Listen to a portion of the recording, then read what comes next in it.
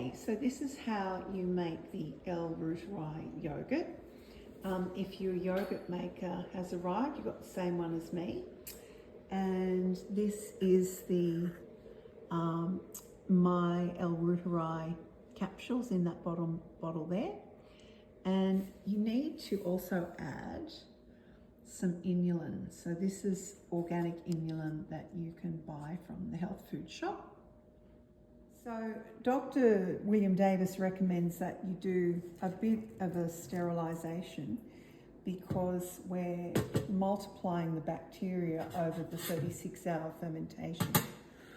So if there's any tiny bits of other bacteria, they ferment too with the yogurt, and then that causes a failure.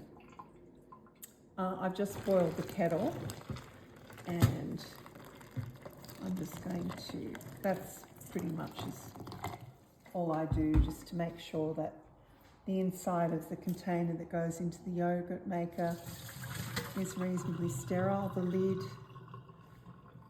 and the spoon I'm going to use. So all I've got is my milk, and you only need 1 capsule of the El Routerei, so I've got that there, and 2 tablespoons of the inulin. And it's best, you can get that from the health food shop, but it's best to get organic. So they say make a small slurry first. This is 1 litre of the macro organic milk that you can get from Woolworths. The recipe calls for 900 mils, so I just leave a little bit in the bottom. Start off with a little tiny bit of milk, and then you empty in the contents of the capsule. So all the powder, the El Routerei in there, and then 2 tablespoons of this, which is the inulin. That's what the bacteria feeds off. And you give that a stir in the bottom of the container so that there is no lumps. So I'm just going to stir that for half a minute. Now that's all stirred and there's no lumpy bits, I just add in the rest of the milk. And I just know by feel what 100 mils left in there. So I've got a little bit left in there. And then I pop it into the yogurt maker.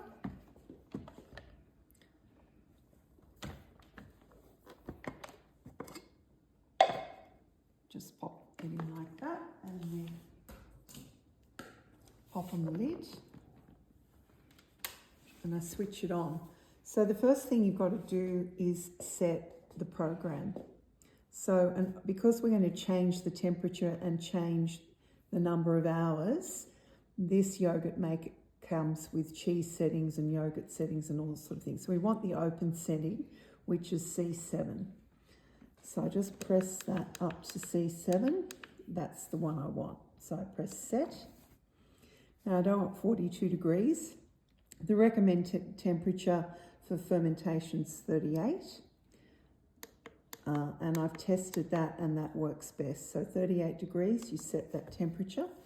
And the recommended fermentation time is 36 hours.